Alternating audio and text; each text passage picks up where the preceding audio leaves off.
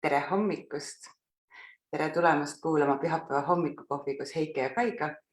Täna on meil 76. hommikukohvi. Tere hommikust, Kai! Tšau, Heike! Nii tore näha. Vaadake, meie istume siin koos Pärnus täitsa kahekesi ühe kaamera taga ja meil on kohe külaline Silja ka meiega liitumas. Silja, pane endale kaamera ja heli ka. Nii lahe. Siin sa oledki. Tere hommikust sulle, Silja! Tere hommikust! Milline rõõm! Hommikupäikesega koos. Jaa, täiega. Nii lahe. Meil on hästi hea meel, et sa tulid meiega vestlema. Mul tegelikult ammu see seal nimekirjas, aga järelikult nüüd on siis see õige aeg. Mitmes hommikukohv meil on? 76. 76. Ja. Päris korralik karjäär teil juba ju. Ikka vaikselt koguneb. Tahaks nagu öelda, et järjest kõik pühapäevad, aga kõik ei ole. Meil jäi aasta lõpus üks pühapäev jäi vahele. Aga paneme 1,5 aastat juba järjest ja tegelikult on hästi põnev, et minul on alati, kui see hommikukohv lõpeb, ma mõtlen, järgmine pühapäev jälle, aga siis, kui on käes kolmapäev ja vaja uut postitust juba hakata tegema, siis mõtlen, issa, kui lahe see täiega nagu sütitab meid sees, et mulle nagu hästi meeldib. Ma loodan sulle ikka meeldib. Ja mina tahan öelda, kui juba läks selliseks melonhoolseks, siis ma tahan öelda aitäh kõigile meie kuulajatele. Ja kui sa täna oled meid tulnud siia kuulama, siis ütle meile tere hommikust, ütle meile, kust kohast sa meid vaatad, kuulad. Ja loomulikult pane siit laivi alt kohe jagama see, et sinu sõbrad-tuttavad saaksid ka kuulda, mida põnevat me täna Siljaga räägime. Mina ka juba jagasin, rääkisin Heike, rääkisin Silja. Aga ennem kui ma tahan hullult Silja kohta rääkida, sest mul on lihtsalt nii vägev lugu Siljaga kohtumise kohta. Ma küsin veel kohvi joomise kohta. Et kas sina jood hommikuti kohvi ja kuidas sa oma hommikukohvi jood? Mina joon alati sellistest suurtest tassidest, aga teate mis, ma ei joo üldse kohvi. Mulle ei meeldi kohvi maitse ega kohvi lõhn ega tegelikult ma valetan. Ma viimasel ajal olen natukene hakanud kohvi jooma, see tähendab seda, et mulle tehakse veerand lusikatäit kohvi, 3 lusikatäit hot chocolate'i ja siis palju kaera või mandlipiima ja siis mina kutsun seda kohviks. Okay. Aga tegelikult ma joon teed. Täna hommikul on tegelikult vist ei näe, see on ilus kollane nurmenuku tee. Ja praegu on ju nurmenuku aeg ja võib-olla juba saab ümber, oleneb kus kohas, aga... No, ja kohviga minul ei ole, sest et ma ise, ma ei tea, kuidas siit nüüd näete, aga ma olen täna hästi väsinud, mis tõttu ma võib-olla olen veitsakene vähem energiline, ent tegelikult mul on see energiatase niimoodi, et mulle sõbrad kogu aeg ütlevad, et pane nüüd see gaas peale jälle tagasi. Et selle tõttu ma arvan, kui ma hommikul veel kohvi jooks, siis oleks vist päris nii, et puff, lendaks aknad majale eest ära, et võtame rahulikult teega. No väsimusest ei paista sul küll midagi seal, mis siis veel tavaliselt on. Aga kas see on alati sul nii olnud, et sulle see kohvi ei maitse? Ja, ma proovisin, kui ma olin, ma arvan, mingi 10. või 11. klassis, siis ma proovisin sõbrannadega kohvikus käia ja kohvi jooma hakata. Aga seal alati nii palju oli kohvi ja siis nii palju oli piima, ja siis ikka ei maitsenud. Ja suhkrut oli ka veel kindlasti nii palju, et mingisugune... ja kuna see ei tuld see meeldima hakkamine, siis ma olin, et mis ma ikka joon. Ma joon hästi palju matcha lattet näiteks, sest et mul kofeiini vastu ei ole midagi. Aga just see kuidagi see kohvi, võib-olla see mõrudus. Ei, tegelikult samas matcha latte on veel mõrudam. No ma ei tea, ühesõnaga, ma ei ole kohvi tüdruk. Päris huvitav, ma arvan, et sa oled esimene inimene, kellega ma kohtun, kes päriselt ütleb või siis vähemalt julgeb öelda, et ei maitse kohvi, ei meeldi ka kohvilõhn. Tihti inimesed küll ei joo kohvi, aga see kohvilõhn on ikka hästi hea. Ma olen vahest, ma mäletan, kui ma elasin näiteks Kanadas, siis ikka läksin pea iga hommik läksin sinna Starbucksi, sest et head matcha latet ja sõpradega kokku saada ja nõnda edasi. Aga tead, nii kui nad hakkasid seda kohvi jahvatama, siis ma olin, kas keegi lasi puuksu, õhku vastik lõhn. Ma olin täiesti selline, ma mäletan. Siis ma iga kord mõtlesin, et issand, sa tuled istud kohvikusse ja siis sulle ei meeldi kohvilõhnad. Natukene imelik, aga selline ma olen. Aga siis oleks vaja teha üks teekohvik, kus ei ole kohvilõhna, kus on neid tee ja mingi teepuru lõhnad ja Kus sellist on üldse olemas? Ja, no kindlasti on, tead, ma Eestis tegelikult, ma nüüd nii täpselt ei tea. Ikkagi on see kohvi seal ka, ma kahtlustan. Ja, nagu kohvikutes küll, aga ma tean, et isegi Helsingis on selline tore koht, kus on üks nagu teepood, teehouse, ja seal on neil näiteks, neil on kohvik ka, kohviku osa, et aga seal siis ongi ainult tõesti teed. mis on tore. Näed, kuulge, kui keegi teab, et Eestis on, kus üldse kohvi ei ole, et ongi ainult tee, siis andke teada, Silja saab minna kuskile ilma kohvilõhnata. See oleks päris tore endal ka teada saada. Aga mina saan seekordse külalise kohta siis Silja kohta öelda, et ma kohtusin kuskil, me siin arutasime, millal ju ta siis oligi seal kuskil 2014, kui sa olid Eestisse tagasi tulnud kuskil aeroobikatreeneri mingil koolitusel, sest mina olin siis veel üsna värskelt aeroobikatreener ja sina jagasid meile ka seal mingid mõnusad tundi, tegid ju mingi joogatundi seal, ma ei tea, mis tund see võis olla. Ja siis sa tulid, korrigeerisid mu keha asendit seal, et näe, see peab olema kuidagi sellega joondus ja siis see oli minu jaoks nii ebameeldiv ja siis mul olid õlad nagu hästi-hästi ees ja ütles, et noh, ma ei mäleta, kuidas see jutuks tuli, ma ütlesin, et jah, mul on 3 väikest last, et kus lapsi kannad ikka nii on ju kogu saa ja siis läks Silja, inimesed jääd käpuli, aga tegelikult toeng põlvitusse ehk siis põlvede peal käed ka maaseks ja näitas mulle harjutuse, mul oli kusjuures live sellest tehtud. Ma ei tea, kas sa oled näinud seda laivi, ma ei tea, kas ma täägisin sind. Mul oli ükskord nii suur trenni tegemise hoog sees, äkki see oli veebruaris, ma kahtlustan nüüd selle aasta veebruaris. Ja siis ma võtsin selle asendi ja näitasin seda harjutust, ehk see harjutus oli põhimõtteliselt, et sa liigutad nagu abaluude vahelt niimoodi ennast, on ju. Siin, aga käed on nagu sirged, et sa treeniks nagu siit, mis seal on meil, rombilihas, trapetsilihas, on ju, et neid nagu treeniks kitsamaks, siis veel siit ka venitada igal juhul. Sa ütlesid, tee iga päev 1 minut. Mina olen järjepidev, kui ma pähe võtan selle asja, sest et ma ei tahtnud olla niimoodi õlad longu sees on ja ma siiamaani teen seda harjutust mõned korrad nädalas ja sellega sina mulle meelde jäid. Muidugi see sinu särtsakus ja see loomulikult ka. Ja nüüd, kui ma nägin sind seal inspiraatorite grupis toimetamas ja juba eelne suvi ja siis ma ütlesin, minu ütles seal, kui me rääkisime Sigridiga, siis ma mainisin ka seda, kuidas ma sind tunnen ja siis mul juba hakkas peas mõte kerima, et sa võiksid tulla meile hommikukohvisse. Kuule, aga tutvusta nüüd ennast ise ka, et kes sa oled, millega sa tegeled? Wow, no esiteks aitäh selle vägeva meeldetuletusest, et see on nagu nii tore kuulata sellist tagasisidet, et ma olen jäänud millegagi meelde, sest et oleme päris ausad, neid treenerid on ju maailmas sadu tuhandeid, miljoneid. Aga see oli minu jaoks nii elumuutev hetk, et sina tulid ja ütlesid ja see nagu aitas mind. Aitäh, sest et see tegelikult tänaseks päevaks läheb hästi kokku sellega, kes ma ise arvan, et ma olen. Ehk siis ma olen siin hästi viimasel paaril aastal tegelenud sellega, et kuidas ma siis päriselt nagu ennast, kui inimesed küsivad, kes sa oled või mis sa teed, et kuidas ma siis nagu seda päriselt iseenda jaoks ka kokku võtan, et mida ma siis tegelikult teen. Ja tänasel päeval ma siis kutsun iseennast, et ma olen alkeemik, kes suunab inimesi reaalsete muutuste ja tegudeni läbi jooga ja vaimsete kunstide.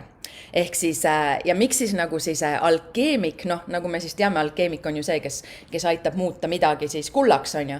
Et mulle meeldib tegelikult elu jooksul, kui ma olen inimestega tegelenud, ja seda alates, ma olen tegelikult trennanud 7. eluaastast alates, kus ma sain palka.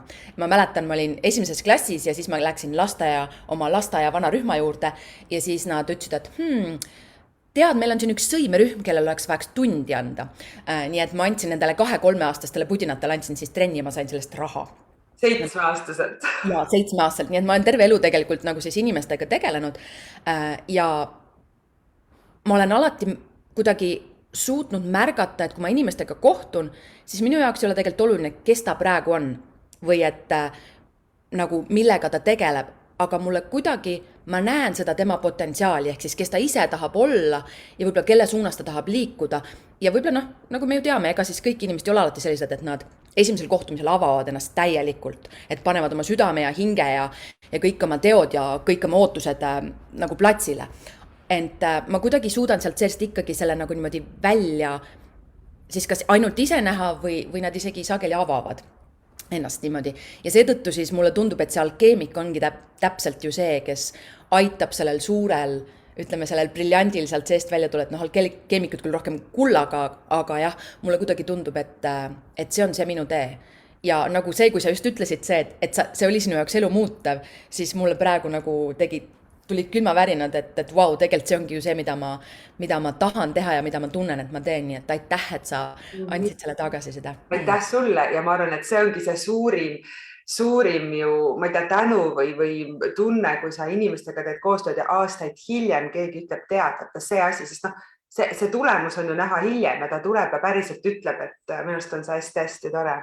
Aga kuidas sa läbi nende vaimsete kunstide aitad inimesi? Ja kuna ma tegelikult, ütleme nii, et treeneri amet oli mul ju selline, et jah, ma tegelikult hakkasin tantsima, kui ma olin 3-aastane. Ma käisin palestras kuni 16. aastani ja siis otse loomulikult sealt tuli siis, ma hakkasin ka päriselt siis ametlikult treeneri ametit pidama, ehk siis ma sain aeroobika treeneriks ja kui esimesed siin need kutsetunnistused välja anti ja eksamid tehti, siis ma sellele karjäärile ka jõudsin. Ja sealt aeroobika treenerist arenes edasi siis välja nii personaaltreener, sealt tuli edasi coaching, life coaching, sealt tuli edasi wellness coaching, jooga vahepeal pressis ennast sinna vahele, et kõik need asjad nagu tulid selliselt hästi automaatselt ja käsikäes, sest et minu jaoks on alati olnud inimene mitte ainult see, kes füüsiliselt ennast liigutab, vaid tegelikult me oleme ikkagi siit pealajast jalad allani, oleme üks inimene ja siis kõik, mis vahub veel siia vahele ja ümber ka, ehk siis see hing ja vaim ja kõik muud. Ja tänaseks päevaks siis lisaks joogale need vaimsed kunstid on siis see, et ma õpetan inimestele, ütleme siis, mis neil siin toimub kahe kõrva vahel, aitan seda suunata ja juhtida ja neid muutuseid ja tegusid siis toime panna ja ma olen ka siis heaolu coach, võib siis niimoodi öelda. Et kui keegi küsib, et mis see heaolu see on, siis täpselt, mis kellegi jaoks heaolu on ju. Et see on siis koolitused firmadele, inimestele ja siis isiklikult üks ühele see coaching, et sedasi, need vaimsed kunstid, mis sinna. Nii, vahepeal nüüd ma loodan, nii natukene hangus midagi ära, aga ma saangi aru, kumb on meil, aga oleme ilusti tagasi. Aga räägime sellest, kuidas sa sinnani jõudsid, kuigi sa midagi juba ütlesid, et juba 3-selt hakkasid tantsima, 7-selt andsid juba trenne, sa tegelikult juba kohe täitsid just oma elu ülesannet, et loomulikult sealt see hakkab siis on ju arenema. Et aga sa mainisid, et sa elasid Kanadas, sa tegelikult oled elanud Taanis ja tegelikult üks asi, mis ma miks sa mulle veel meelde jäid, ma mäletan seal samal koolitusel, sa selgitasid, kuidas, ma ei tea, kas sa Kanadas andsid mingeid lastetrenne või tegelisid kuidagi lastega, et mulle tohutult meeldis see, kuidas sa rääkisid, et kuidas sa suhtud nendesse lastesse, kui sa seal neile trenni annad, et loodan me natuke selle filosoofiani ka nagu jõuame, mis tegelikult lähebki sellega kokku, mis sa ütlesid, et sa näed teistes seda potentsiaali, sest mis nüüd õnneks on järjest vähem seda Eestis, aga kahjuks seda ikkagi veel on, et pööratakse pidevalt tähelepanu, milles laps hea ei ole ja mis on halba, sa niikuinii seda ei saa, eks. Ja tegelikult vastupidi, just peaks julgustama neid. Aga räägi siis oma teekonnast veel, et sa tegid siin Eestis neid treeneripaberid ja mis sind siis kuskile välja viisid või kus sa üldse selle koha võib-olla ära tundsid, et sa ikkagi siis tahad seda treeneritööd teha? Tead, selle treeneri tööga oli tegelikult selline väga naljakas asi, et kui ma lõpetasin oma tantsijakarjääri palestras, siis ma loomulikult tahtsin ju tantsijana, kes oli siis 6-7 päeva nädalas tegelikult trenni teinud, on ju, tahtsin jätkata trenni tegemist. Ja siis ma sattusin erinevatesse tantsuklubidesse või siis mingitesse trennidesse ja iga kord, kui ma olin seal kas korra või 2 seal trennist käinud, siis järgmisel korral öeldi, et kuule, äkitselt sa võiksid ise trenni anda. Okei, et sealt läks nagu see trenni andmise asi nagu niimoodi edasi, et kogu aeg mind sinna siis ette nagu surati ja mulle seal ees meeldis ka ja eks ma andsin siis oma koolis ka näiteks, oma klassiõdedele andsin aeroobika tundi näiteks, mul oli väga tore kehalise kasvatusõpetaja, tervitused Tea Turulinlane siin, et kes ütles siis, et kui meil on see võimlemisperiood mingisugune seal talvel, et Silja, sina annad neid aeroobika tunde ja nõnda edasi. Aga miks ma et see treeneri karjäär kuidagi tuli hästi-hästi loogiliselt ja tänaseks päevaks ma saangi aru, et ma olen üks väga-väga õnnelik inimene, sest et ma väga noorest peast tegelikult saingi aru, mis on see minu elu eesmärk ja see minu ülesanne siin, sest et ma ju mõistan, nähes inimesi enda ümber, et enamused ei tea, seda võib isegi 80-aastaselt ei suuda seda välja nuputada, sest et see ei ole tegelikult nii kerge, kui võiks arvata, on ju. Isegi tänasel päeval, kui me saame seda informatsiooni kohutavalt palju igalt poolt. Aga mis mind siis nagu Eestist ära viis, ma põlesin väga-väga korralikult läbi, sest et olles selline energiapall, ega mulle keegi kunagi õpetanud polnud seda, et kui sa palju asju teed, siis on ühel hetkel vaja ka ise ennast täita. Ja mida rohkem sa teed, seda rohkem sa tahad, seda rohkem sul tuleb, seda rohkem sul pakutakse ja mina selline täiskohaga koolis, täiskohaga tööl, täiskohaga trenni andmas, 24 tundi nädalas annan tunde ja siis ühel päeval ma mäletan niimoodi seda, et ma tulin, vist oli kolmapäev, ma mäleta aastat, aga ma olin 21, võib-olla 2 või midagi taolist, 1 äkki ma arvan. Ja ma tulin Eesti Televisiooni stuudios, sest me olime teinud jälle portsu neid hommikutelevisioone, neid trenne olime filminud ja ma sõitsin taksoga koju ja ma jõudsin koju ja mõtlesin kõik. Ma ei tee seda rohkem. Ja siis aga mõtlesin, mis asja ma ei tee rohkem. Ma ei lähe mitte kuskile homme enam. Ma helistasin kõigile, ütlesin, et ma ei tule mitte kuskile, ma ei anna tunde, ma ei tule kooli, ma ei lähe tööle. Ja ma olin 3 kuud kodus. Mul kulus umbes, no ma arvan umbes 10 kuni ma ei tea mitu minutit kulus selleks, et ühest toast teise tuppa minna voodist diivanile. Ma olin täiesti kutu, et kui räägitakse sellest läbipõlemisest on ju siis muidugi, no ma käisin ka kõik arstid läbi, nii südamed ja kõik uuringud, et sest et siis keegi ei teadnud, see oli ennem 2000, siis keegi ei teadnud, mis see läbipõlemine on. Mitte keegi ei osanud mulle öelda, mis mul viga on. Sul ei olnud midagi viga. Aga kui mul pandi näiteks need südame monitorid peale ja nii, siis üks mul oli väga tore vana arst ja siis ta ütles, et tead, kui sul südamega midagi oleks, siis oleks saanud 3-kordselt juba 1 trenni jooksul, siis südame nagu süda oleks seisma, et 3 korda, nii et süda on sul väga korras, aga ma ei tea, mis sul viga on. Ja siis olles inimene, kes on harjunud trenni tegema ja liikuma ja sa ei suuda isegi voodist püsti tõusta. Ja siis hakkavad ju siin 2 kõrva vahel ka asjad täiesti nagu logisema, et mis mul viga on. Ma olen noor inimene, ma olen elujõudu täis ja ma ei taha mitte midagi teha. Et see oli päris julm. See oli päris julm nagu periood ja kogemus. Ja eks ma tänaseks olen ka selles mõttes, väga raputan siin sõrme iga kord, kui ma koolitusi teen ja eriti nendele, kes on siis mingid, ütleme, startup firmades tööl või et kohtades, kus nagu teeme tööd ja peame palju pidu ja teeme hästi palju igast asju, aga kus puhkust nagu võib-olla ei väärtustata, et siis mulle meeldib loomulikult neid koolitusi ja loenguid seal pidada, aga ma alati ka räägin seda oma lugu, et teate, mis see läbipõlemine on niivõrd kohutav. Ja eks ma siis sealt pealt edasi hakkasin ka vaatama neid kohti, et kuidas siis õppida just nimelt enda eest hoolitsema, teistmoodi käituma ja siis ma kolisin ühel hetkel Eestist ära. Aga ma siia küsingi vahel, et sa käisid palgatööl ka veel, sa ütlesid jah, et sul ei olnud piisanud nagu õpetaja ja treeneri ametist, et see oli nagu siis kontoritöö, palgatöö või? Ja kontoritöö, ma olin siis nagu müügi, reklaami, inimene, assistent, nagu kõik asjad koos, ühesõnaga mingis ühes vahvas uues, kasvavas firmas. Ja sellel hetkel, kui sa ütlesid, jääd nüüd koju rohkem, ei tea, kas sa olid üksi, oli sul tugi, elasid sa kellega koos? Ma elasin ühe sõbra juures tegelikult, nii et, aga teda sel hetkel ei olnud ka, ta oli kuskil reisil Eestist ära, nii et ma tegelikult olin põhimõtteliselt päris üksinda. Ega keegi väga ei osanud midagi mind toetada ka. Õnneks isa vahel käis mul nagu, oli väga tore ja tõi mulle vahepeal mingit süüa ja vahepeal tõi raha ka, kui vaja oli. Et selles mõttes nagu aitas, aga tegelikult oli jah, et ega keegi niimoodi väga, võib-olla ei, vot see on see koht, et ega sõpradega tegelikult ka, et mida sa siis teed? Eriti, kui sul on olnud inimene, kes on kogu aeg näpud püsti, selline seltskonna hing on ju fa, ja siis nüüd järsku ta on täiesti kutu omadega, aga tal pole nagu midagi viga. Ja teed siis on jah? Stimulant või? Mis tal viga on? Ei viitsi teha midagi või? Mis tal lahti on? Et nagu, eks see oli see ka võib-olla, et mis teeme sellisega, ma arvan. Aga aitäh sulle, et sa nii avameelselt jagad, et tegelikult see on mõnestes tänapäeval järjest rohkem probleem. Jah, nüüd saadakse aru ja võib-olla saadakse ka eos kuidagi jälile sellele, et aga kuidas sa siis, kus sa sinna nii jõudsid, et see siis on see läbipõlemine? Kas said sa lugeda midagi või sa lihtsalt tundsid, et ma ei viitsi siin enam 3 kuud oled istud kodus, ma enam ei viitsi, lähen nüüd või said alles tagantjärgi hiljem aru võib-olla sellest? Tead, ma arvan, et ma sain sellest, et ta läbipõlemine on, ma sain alles aru, ma arvan, et mingi 3-4 aastat hiljem. Ent kuidas ma sealt välja tulin, tead, eks ma kodus vaikselt ju kogu aeg ketrasin oma peas, sest et ma olen selline tüüp, et juba väga varasest lapsepõlvest, kuna ma olen sellisest perest pärit, et mu ema oli alkoholik, isa oli, ütleme nii, et nagu Eesti mehed ikka sel ajal tarbis alkoholi, aga kuna tema oli selline tubli, kes käis kogu aeg tööl ja tema puhul näha seda polnud ja nagu ikka meestel, et normaalne, et võtavad siin sõpradega pits viina ja joovad õlut, et siis tema puhul nagu ei olnud aru saada, ütleme niimoodi, et alkoholik oli. Ehk siis võib siis tema kohta võib öelda, et see oli selline funktsioneeriv alkoholik.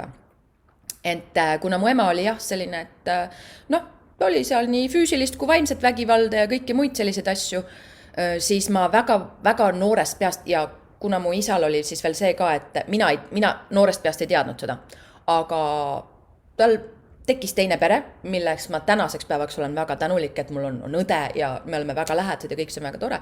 Aga siis ma lihtsalt sain aru, et mu isa oli 2 nädalat kodus umbes ja siis paar nädalat oli ta läinud. Ja mina ei teadnud, kus ta on, ma arvasin kuskil tööl või kuskil ära.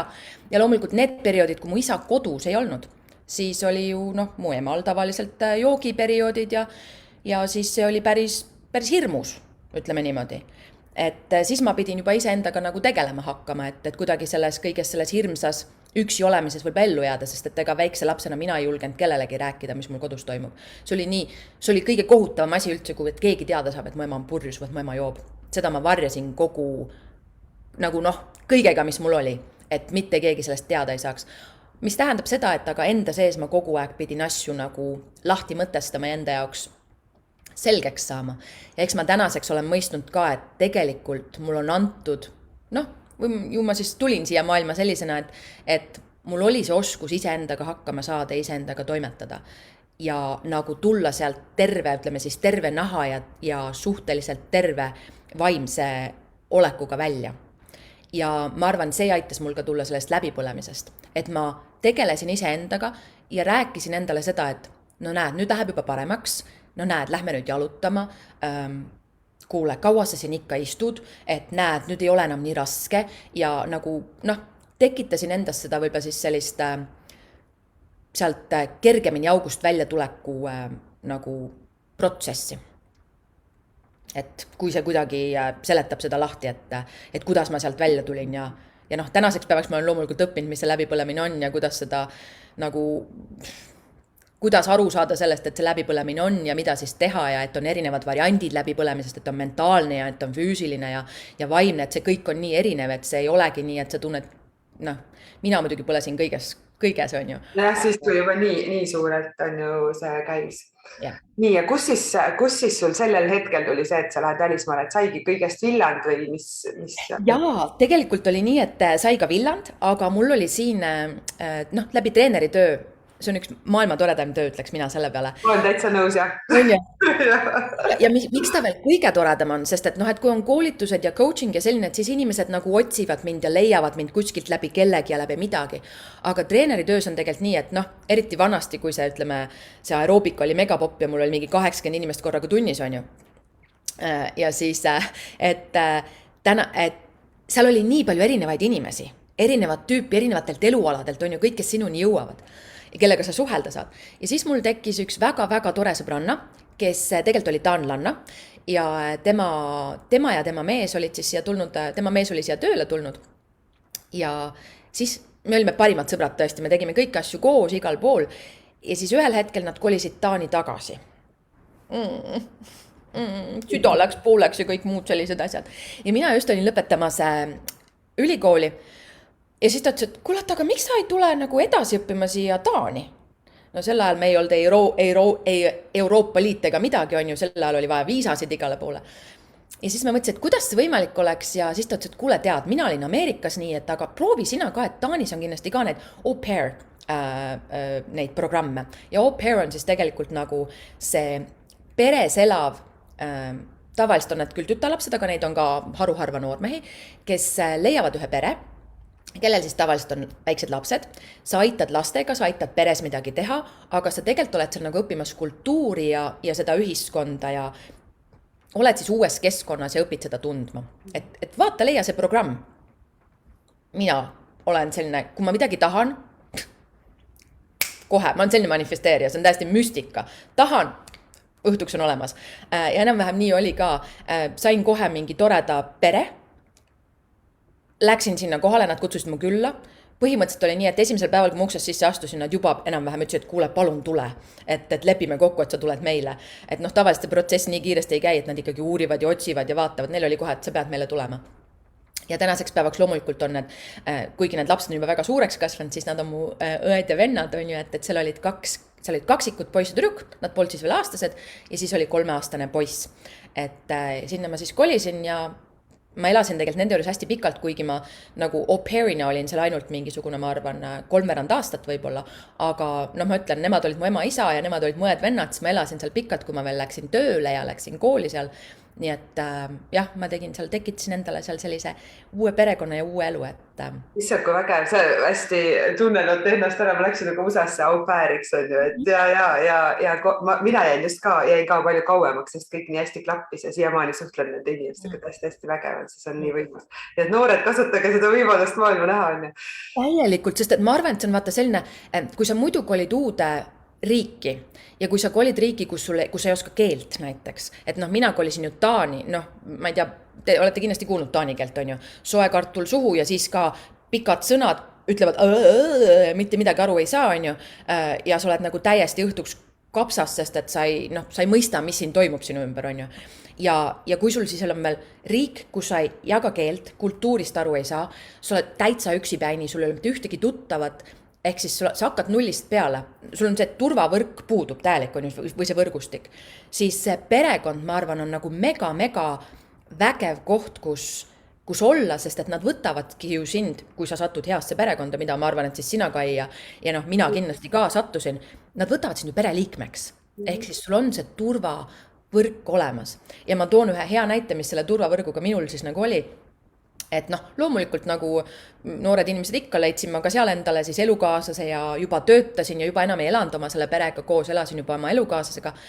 Ja noh, olin sattunud loomulikult, eks me ise valime endale, sattunud sellise elukaaslase otsa, kes nii olid seal petmine ja siis kui me suhtes olime, sai endale teise naisega lapse samal ajal ja ühesõnaga kõik toredad asjad on ju, vaimne vägivald ja nõnda edasi, eks ma pidin siis ühe korra veel läbi käima sellisest toredast keskkonnast.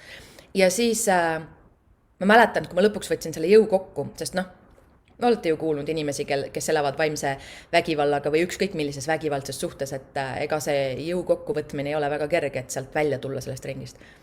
Ühel päeval oli meil mingi kaklus ja siis mul see elukaaslane küsis, et ja üldse millal sa välja kolid? Ja mul sai, ütlesin, homme, aga täna lähen peole. Ja siis helistasin kohe oma emale, Taani emale. Ta võttis toru vastu, et ma nutsin. Ja siis ta ütles selle peale ühe lause. Millal sa siia kolid? Ma ütlesin, kas on okei, kui ma tulen homme, ma lähen täna peole. Ma nii mäletan seda, et ma olin ise täitsa kutu, aga peole pidin selle õhtul minema, et meil oli mingi suur firma, aga mingi tore pidu. Et just see, et ta küsis, ta sai must nagu, noh, ta oli mul see turvavõrgustik, et ma sain teha nii, et homme kolin välja, aga täna lähen peole. et ma väga soovitan ka seda au pair experience'i nagu, või seda kogemust. Nii äge. Aga räägi, Silja, kuidas sa siis, ma tean, sa olid ju Kanadas ka elasid, eks ju. Kus sa sinna siis said? Figaro siin, Figaro seal, Figaro iga nurga peal. Kanadasse ma sain niimoodi, et... Kaua sa Taanis olid? Mitu aastat mäletad umbes? 7 või 8? No, 7-8. Tead, see aeg on minu jaoks suhteliselt selline asi, et... No siis ma saan aima, et sa ikka tead Taanist kõike, see on ikka päris pikk aeg. Ja selles mõttes, et ma räägin ikkagi ju siiamaani tänaseni ma räägin puhtalt taani keelt ja kirjutan ja nagu, noh, ma töötasin taani keeles ja selles mõttes, et Taani on mu suur armastus, mu teine kodu kindlasti, et mul on väga head sõbrad seal siiamaani. Seal ei mõelnud Eestisse tagasi tulla? Ma ei oleks kunagi Eestisse tagasi tulnud sealt Taanist, ma võin sulle öelda, sest et Taani on selline heaoluühiskond, noh, nagu me teame, 4 tööpäeva nädalas ja võimalikult vähe tööd ja palju reisimist ja ma mäletan, kui ma Taani kolisin, siis mul oli hullult üllatus. Nii väiksed korterid, enamustel Kopenhaageni kesklinnas pole ka, ütleme, duši majja sisse või selle korterisse sisse ehitatud, sest need on ju sajandeid vanad majad. Enamustel on nii, et on vets ja siis on see duši, see nagu see, noh, ja see duš on ju see toru, ja, kuskil seal selles vetsu seinas ja siis seal nad dušitavad ennast, on ju, see on nagu väga sage. Vaatasin, väiksed urkad, nagu pole väga mööblit ka enamustel, ainult mingi diivan ja vood ja laud on ju, et nagu taanlased panevad oma raha reisimisele, palju ka riietele, sest et disain on neile hästi oluline ja Taani disain on väga tuntud oma headuses ja nad käivad väljas söömas. Nad naudivad. nad on kogu aeg sõpradega koos ja naudivad. Et see elu nautimine tuli mulle sealt Taanist nagu täielikult just seda teistpidi, et ei pea kogu aeg rügama, et nagu sa saad nautida seda, sest et juba noh, ütleme nii, et palgad on suhteliselt kõrged ja kuigi hinnad on ka kõrged, aga noh, kui Taanis elad, siis igal pool mujal oli väga kerge odav reisida, ütleme niimoodi. Et ma ei oleks sealt kunagi tagasi tulnud, sest et see elu oli nii mugav. Aga siis tehti mulle üks väga äge pakkumine.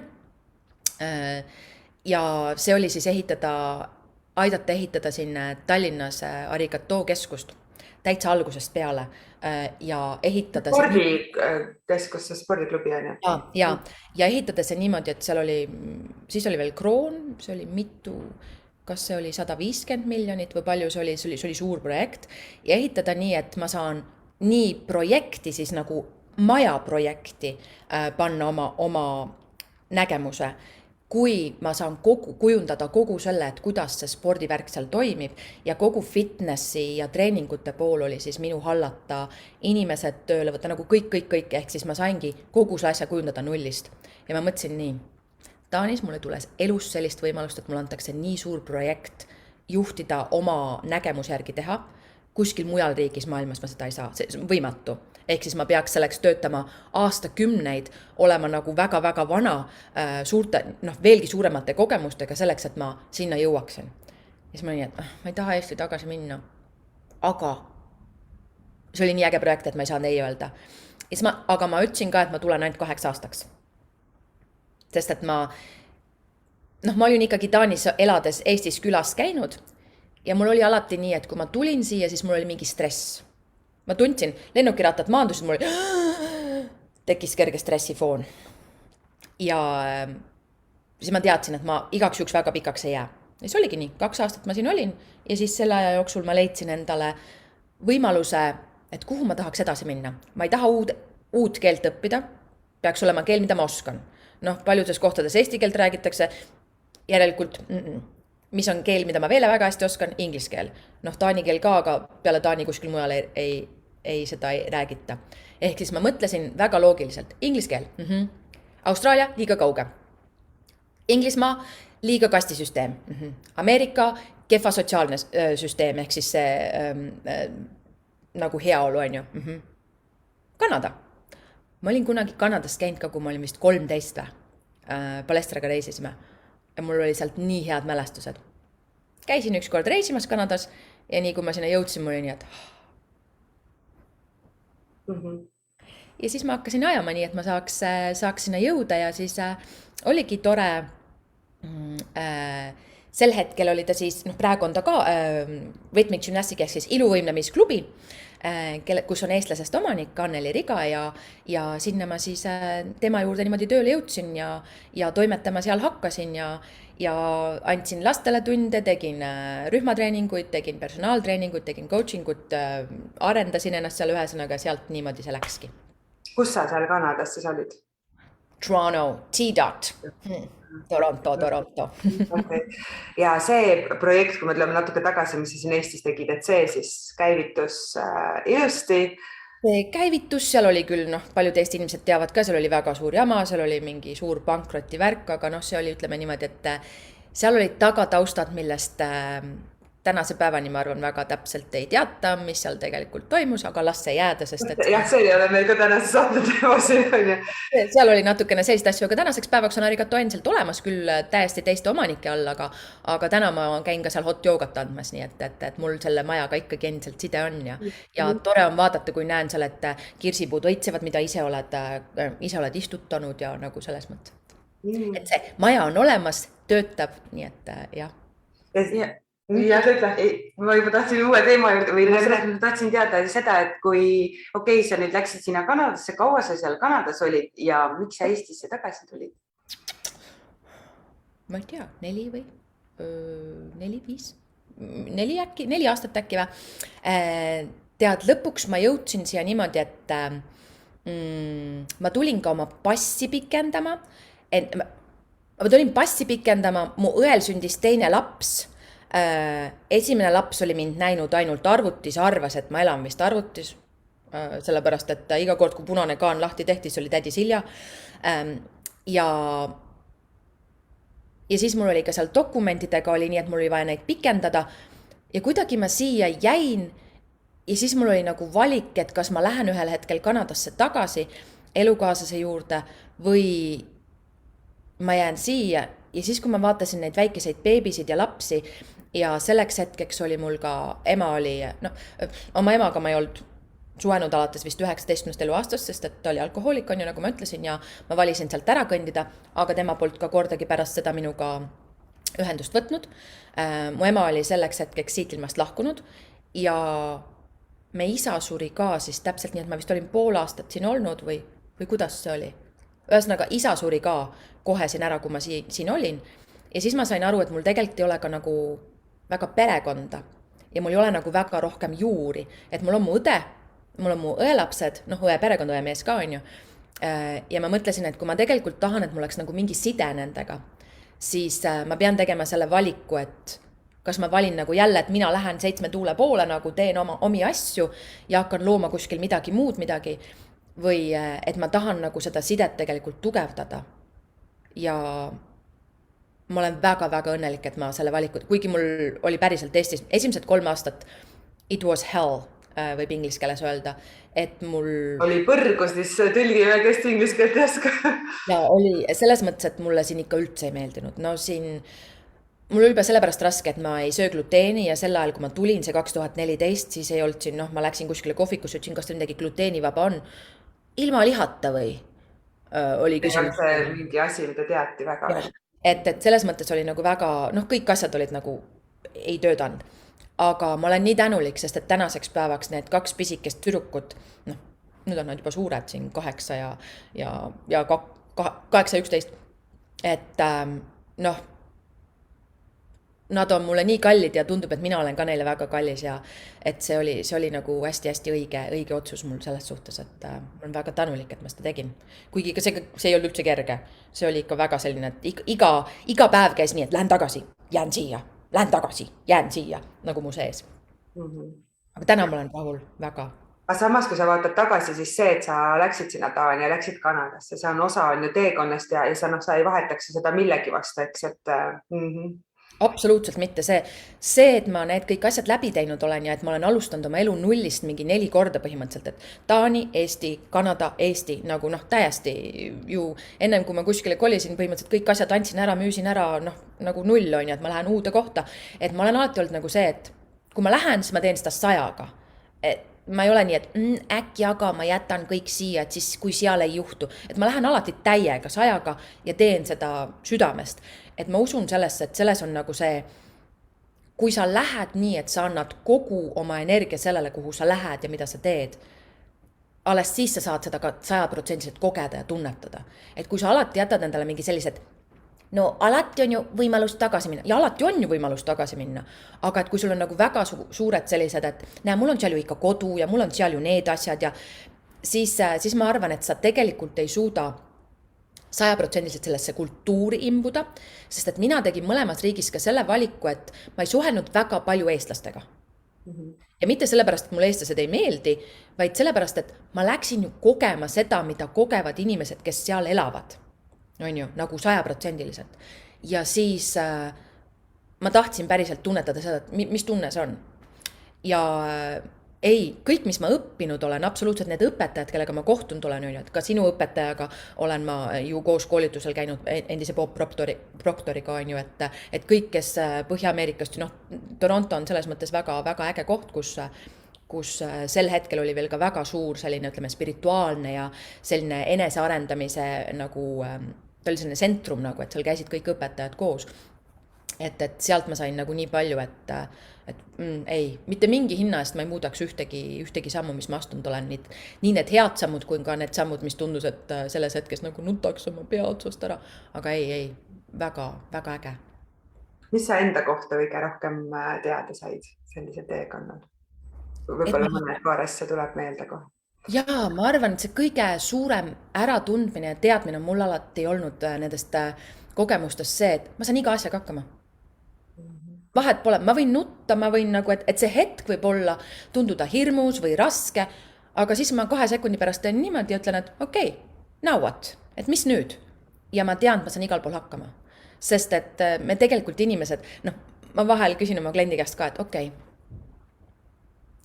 sa siin praegu oled nagu õnnetu ja see on raske see hetk, ja, või et sa kardad mingit sammu astuda, on ju.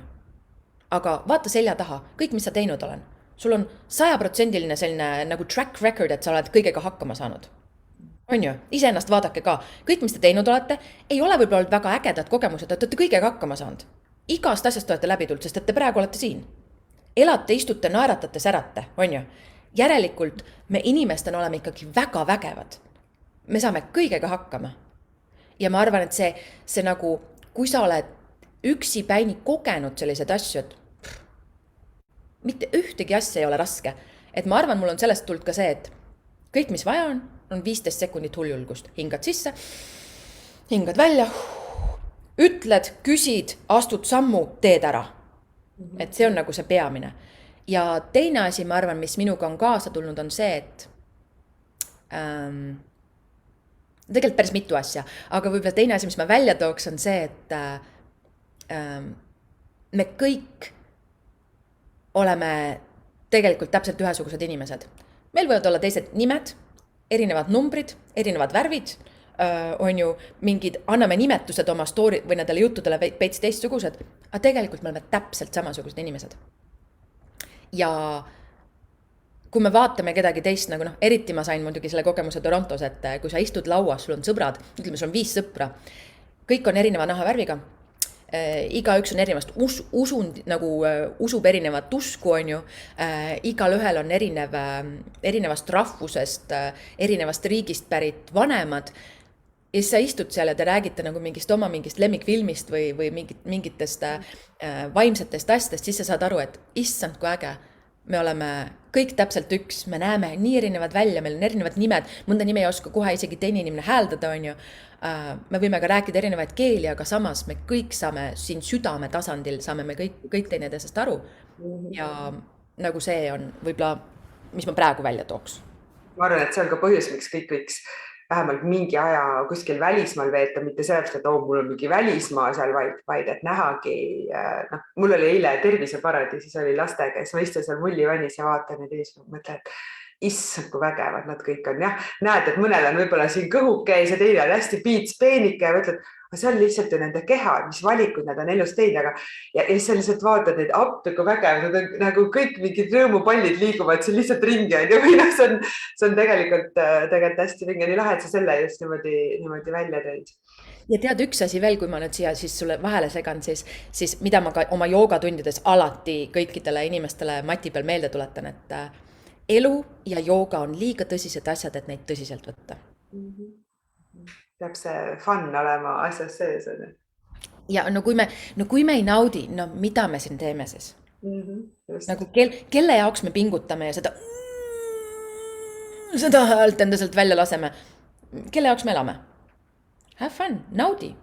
Leia see rõõm sellest olemisest, vaata see lapselik rõõm, nagu sa eile ütlesid, seal veeparadiisis kõik täiskasvanud saavad ka aru, et nad on tegelikult ikkagi lapsed, on ju, ja naudivad seda, et ma lähen siit. Et teeme kõik samu asju, on ju. Et miks me peame nagu võtma seda elu liiga tõsiselt? Aga saadab mulle selle lause. Räägi, aga kus inimesed saavad nüüd sinuga kohtuda, kuidas nad saavad sinuga ühendust? Kui mõtled, okei, Silja, oot, ma olen ka Tallinnas, ma tahan ka minna tema joogatundi, ma tahan ka rohkem teada temast. No kui te nüüd joogasse tahate, siis on selleks päris mitmeid võimalusi, on ju, ma olen siin erinevates klubides, olen siin hot joogat, annan Arigato spordiklubis ja siis ma annan veel joogat City joogas ja siis ma annan joogat ka Golden Clubis ja siis ma annan veel joogat nüüd ühes uues sellises ingliskeelses kohas, et kui on keegi ingliskeelne, siis on Blissful Fix on selle nimi. Aga kõige lihtsamini saab minuga kontakti, issand, kirjutage Facebookis, ma ikka vastan kõigile, kes kirjutavad. Või siis minge vaadake mu kodulehte, et selle minu kodulehe või minu nagu selle nimetusega on selline üks hästi selline tore story tegelikult, ma nüüd pean siia vahele rääkima. No räägi muidugi. Et kui ma oma elukaaslasega kohtusin, ütleme siis eluarmastusega kohtusin, on ju, millest kohe saab 3 aastat, siis tema pani mulle hüüdnimeks, esimesel päeval peaaegu, pani mulle hüüdnimeks My Pink Sunshine. ehk siis, et mina olen tema roosa päike. No roosat, nagu te näete, on ju, ma olen igal pool alati midagi on mul roosat alati seljas, sest et esiteks ma arvan, et roosa, kuna ma olen siin hele, on ju, roosa teeb mulle rohkem värvi näkku ja teiseks, noh, te võite aru saada, kui väljakutsuv on Eestis poes käia riideid shoppamas, sest et ei ole tavaliselt väga värvi, aga roosa, tead sa, on rõõmus. Ja siis on ta veel ka südametšakra värv on ja nõnda edasi. Anyways, mina olen tema roosa päiksepaiste ja siis ta kohe põhimõtteliselt esimesel, ma arvan, nädalal või teisel, kui me olime kokku saanud, ta ostis selle domeini, millel oli nimeks My Pink Sunshine. Ja ütles, et tead, ma ostsin sulle selle nagu domeini, et sa ei pea sellega midagi tegema, kui sa ei taha, aga see on sul nüüd olemas, sest et sina oled My Pink Sunshine. .com siis, jah? .com, jaa. Ja siis, kui ma hakkasin firmat tegema eelmine aasta, siis väga lihtne siis, või seda kodulehte tegema, siis tuligi mypinksunshine.com. Ja kui ma tegin selle aasta teist korda Kaidi Lauriga tegin läbi selle elu eesmärgi koolituse, mis on mega äge. 21 päeva vist elu eesmärgini soovitan, kui pole keegi läbi teinud, päriselt mega äge. Nagu tõesti jõuad sinna, mis sul on. Ja ma tegin teist korda, siis sel korral me tegime ka selle nagu oma selle märgi, on selle nimi märk ja oma nagu märgi või selle, noh, kuidas selle nüüd öeldakse? Logo või brändi või? Jah, nagu brändi see. Ja siis ma näitan teile, minul tuli selline, see on roosa ja näeb natuke välja nagu päike on ju. Seal sees on süda on ju ja samas ilma südameta see on ka alkeemiku märk kullast. Nii et see My Pink Sunshine nagu kuidagi igatepidi tuleb minuga, ehk siis ma olen see roosa päiksepaiste, nii et pikk jutt, mitte väga hea jutt, ütlevad eestlased, aga et kui mind tahta leida, siis mypinksunshine.com. Ma vaatasin selle lehekülje, kusjuures ma vist olen seda mingil hetkel täiesti eelmine suvi vaadanud ka, mulle tuli tuttav ette. Me paneme siia juurde selle ja ma arvan siis, et kõige parem sinu trenne ongi guugeldades leida või otseselt küsida, kuule, et Küsi. Ja alati on lihtne. Ma olen päriselt ka, mulle õudselt meeldib inimestega suhelda. Tead, kõige rohkem, mida ma igatsen, ütleme siis Kanadast ja ka Taanist on see, et kui ma lähen kohvikusse üksinda ja istun näiteks oma arvutiga ja keegi teine istub ka arvutiga kõrval, et siis ma nagu ütlen talle, tšau, kuidas läheb, mis teed? Et siis mund ei vaadata nii, minu arvuti, ära võta ära. Või et kui ma kellelegi näen tänaval näiteks ütlen, et issand Kai, sul on nii äge bluus selles või Heike, sa näed nii äge välja, nagu sa särad täna, et siis keegi ei vaata nii, et ja siis ma pean ütlema, et ei vabandage, ma ei taha teie kleiti või bluusi ära seljast võtta, lihtsalt tahtsin. Ma ei taha sult midagi. Et teile sobib see. Et ma igatsen nagu kõige rohkem seda, et seetõttu, kui te mulle kirjutate, ma hea meelega kirjutan vastu. Nii et kui Silja teid tänaval näeb, võite teie ka lõppu talle öelda, kusjuures see on asi, mida ma ka eile õhtul mõtlesin, see on nii naljakas, me vaatasime seda soul hingot, seda multikat, see on nagu mega hea, ma vist ma ei tea, 5 korda seda juba vaatan ja seal on see, kus ta istub, sõidab metroos ja kõik on seal telefonis, ma mõtlesin, et mõtle, kui sa lähed metroos, tere, kuidas sinul tänane päev läks, kust sina tulid? Me tegelikult kõik oleme üks, et miks me ei võiks omavahel nagu suhelda? Reisil olles, ma siin hiljuti olin pikema reisil, ma hästi palju kasutasin seda, ma hakkasin lihtsalt inimestega rääkima. Eike sina vast Pärnu, sest kohvikud, seal oli ka kõik, kes sul seal ju olid, ma juba nendega tegelikult rääkisin, et seal olid ühed norrakad, ma algul kaugelt ei saanud aru, ma ise räägin rootsi keelt, kas nad räägid rootsi või norra keelt, mis keelt te räägite, et kus te olete? Ja mõtle, kui lahe see tegelikult on, et sa, ja see ei tähenda, et ma pean nüüd sinuga edasi homme suhtlema või pean sinuga hulluks sõbraks, ma lihtsalt siin praegu räägin, et see on nii rikastav, on ju, nii lahe kuulda, et keegi küll niimoodi teeb. Tead, mind ei saa kuskile kutsuda, sellepärast, et näiteks kui ma kuskil restoranis olen, ütleme sõpradega või kohvikus sõpradega ja ma kuulen, keegi teine räägib mingisugust muust asjast, mida ma tean või mis mulle meeldib, ma lihtsalt lähen ka rääkima ja siis inimesed vaatavad, mis sa segad vahele. Aga mul on lihtsalt nii, et ma kuulsin, et te räägite sellest mega äge või olge, issand kui vahva või et palju õnne või no mis iganes see on, et ma lihtsalt nagu olen mulle nagu nii meeldiks, kui me inimestele lihtsalt jagame ja naudime ja võtame seda vabalt, et see ei pea nagu, veel kord, see ei pea nii tõsine asi olema, et mina siin räägin nagu teise sõbraga mingist, küsin, et kus see on hea kohvik ja ma ei tea ja nüüd sina jagad vahel, ütled, kus sinu arvates hea kohvik on, et näed, mina soovitaksin, et mine Eiki kohvikusse. Kusjuures see on ju tekitatud Facebookis, Instagramis, Twitteris, see kõik, TikTokis, see kõik tegelikult seal toimib. Muidugi TikTokis oleks eriti anonüümsed ja mõtle, kui me nüüd suudakski minna oma näoga ja rääkima päriselt selle inimesega oma vahel on.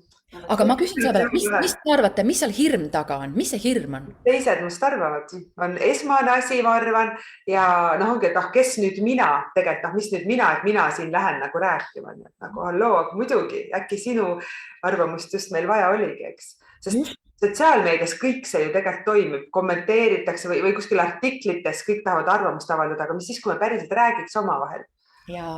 Ja, et mis siis oleks, kui me päriselt jagaks oma südant ja hinge ja neid mõtteid ja saaks aru, et me olemegi kõik täpselt üks ja jumala vahva on jagada ja saada teistelt mingisugust sisendit, sest võib-olla äkki just, see on nagu see, et mul on mingi probleem, on ju? Ma räägin sinuga ja sa võib-olla ei oska mulle mingit vastust anda, aga võib-olla see, kes kõrvalt kuuleb, võib-olla tal just oleks nimelt anda mingisugune vastus.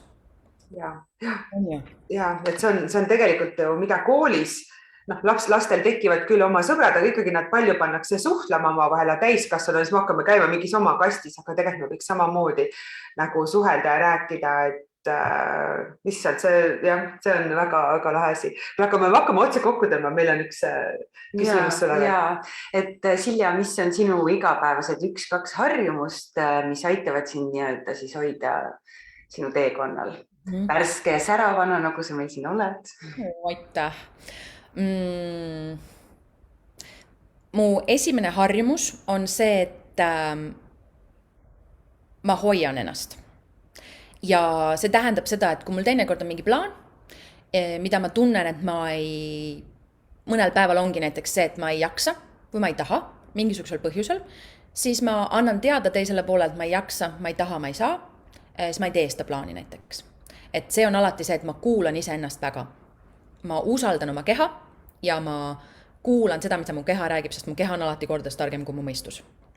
Nagu see, mis mu ego siin laterdab, see on nagu lasta olla, aga mu keha on väga äge mehhanism ja ta annab alati märku, nii et ma kuulan oma keha. Ja teiseks ma leian endale hetki, olgu see siis mediteerimiseks, olgu see siis joogaks, olgu see siis lihtsalt istumiseks, muusika kuulamiseks, mõne filmi vaatamiseks, ma tavaliselt iga hommik mediteerin, on ju, aga juhtub ka hommikud, kui ma ei mediteeri ja sellest ei ole mitte midagi, kui ma seda ei tee. Ja kui keegi nüüd siin kõrvalt võib-olla mõtleb, et issand mediteerimine või mis asi on ju, see ei pea olema mingisugune, et sa istud 15 tundi või sa istud 2 tundi või 5 minutit lihtsalt oma mõtetega olla on ka väga okei. Ehk siis ma võtan endale aega teha neid asju, mis mu korvikest täidab. Võib-olla siis, jah. Kõlas võib-olla veits laialt, aga päriselt ka, et ma arvan, et me oleme iseenda need, ainsad inimesed, kellega me lõpuni välja läheme, oleme me ise, on ju. Et algusest lõpuni, ainult see üks tegelane. Et siis ma arvan, et võiks selle ühe sama tegelasega nagu ikkagi hästi läbi saada. Et ma hoolitsen sellest, et ma saaks selle tegelasega võimalikult hästi läbi. Tegelikult ei kõlanud üldse laialt, sest et tegelikult meil on igal ühel ju oma asjad, mis meie korvikest täidavad, et sa peadki leidma selle endale sobiv asja, mis sinu korvikest siis nii-öelda täidab ja nii ongi õige. Ja, nii väga, Silja, aitäh, et sa tulid rääkima ja sinuga tõesti läks kõik hästi kergelt. Ma kirjutasin, Silja, kas tuled? Ja tulen. Punkt, kui mõni külaline kirjutab iga päev, et mis ma siis räägin ja kuidas läheb. Soomikuga, hakkame lihtsalt rääkima. Ja ega asju, mis sa rääkisid, me ei olnud üldse kokku leppinud, et võib-olla keegi meid kuuleb ja mõtleb, tal on ka lugu jagada, siis alati anna meile ikka märku, et tulla hommikukohvisse lugu jagama. See läheb mingil hetkel YouTube'i ka ülesse, võib-olla homme, ülehomme, siis sealt ka ikkagi vahel vaadatakse, mõni ei ole Facebookis on nüüd, ikkagi saaks ka meie lugusid kuulata. Ja aitäh sulle, Silja, et hästi vägev, mul on hästi hea meel, et sa tulid Eestisse tagasi, eks on ka mingi põhjus, sa oled Eestis sündinud, on ju, et siin toimetada, käi ära, tule tagasi ja keegi ei ütle, et vahel ei võiks jälle kuskil ära minna. Et mul on hästi hea meel, et sa teed seda, mida sa teed, sa lood tohutult suurt väärtust, et tihti treeneri töö, nagu sa ütlesid, see on üks maailma parim töö ja ta tõesti, me on seal nagu annad hästi palju, aga see, mis sa sealt tagasi saad, see on nagu kordades ja suurem, et palju kuidas ma siis ütlen, inimesi sulle trennidesse ja et sa ikka saad kõike oma seda kogemust ja tarkust jagada, minu arust nii vägev, et jätka samas vaimus. Ära kedagi kuula, kes ütleb, et sa oled liiga energiline. Sellest asja pole olemas. Et nii vägev. Aitäh teile, Kai ja Heiki, aitäh, et te teete sellist imelist programmi, sellepärast et just nimelt need vestlused, ma arvan, rikastavad nii väga meie mõttemaailma ja ka seda, et keegi võib-olla saab kuskilt julgust juurde teha midagi, mida ta ennem võib-olla ei julgenud, nii et aitäh ja teile palju edu ja ikka hullult palju energiat kõikideks tegemisteks, et oleks seda julgust astuda ja avastada ja vahel kukkuda ja siis püsti tõusta ja siis jälle armastusega edasi minna. Nii et, ja aitäh, et te kutsusite mind, see oli mulle väga suure. Nii vägev. Aitäh sulle ja ilusat päeva. Teile ka. Tšau!